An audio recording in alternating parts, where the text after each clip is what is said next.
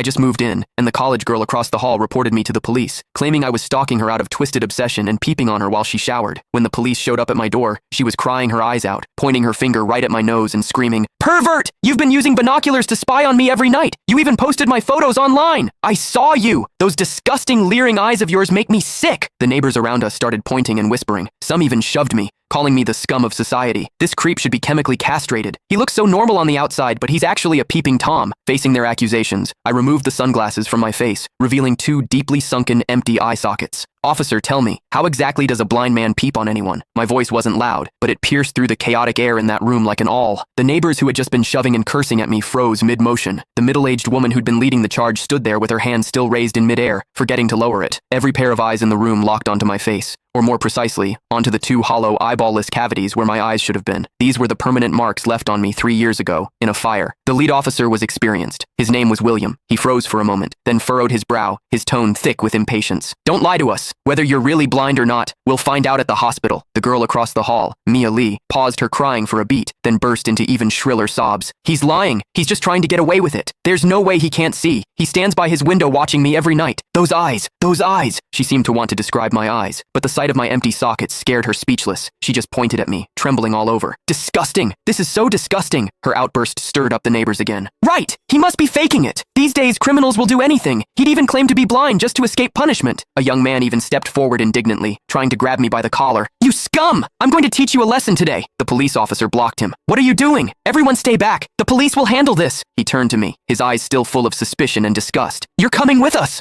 I didn't resist. I calmly held out both hands. Cold metal touched my wrists. Two younger officers flanked me on either side and led me toward the elevator. Behind me, Mia's crying mixed with the neighbors' curses into a chaotic din. "Scum of society! Get out of our community! Hope you rot in prison!" I could see the righteous expressions on their faces. I could also hear the pleasure in their voices as they trampled me into the mud. I stepped into the elevator. The metal doors slowly closed, cutting off the noise from outside. One of the younger officers, probably new to the job, couldn't help but ask me quietly, Are you really blind?" I tugged at the corner of my mouth but didn't answer. The other officer patted his shoulder, signaling him to keep quiet. But I knew that in their minds, the scales had already tipped completely in favor of that tearful young girl. After all, it was a young, pretty, pitiful college student on one side, and on the other, a suspicious man living alone, wearing sunglasses. In their eyes, it was crystal clear who was the victim and who was the perpetrator. What they didn't know was this: sometimes, what the eyes see is the biggest lie of all. And I, a blind man, had seen something that none of them had. For instance, when Mia accused me, her heartbeat was steady, without a single ripple of genuine emotion. The interrogation room at the police station was harshly lit by fluorescent lights, and the air smelled faintly of mildew. I sat on a cold metal chair. Across from me were William and a female officer.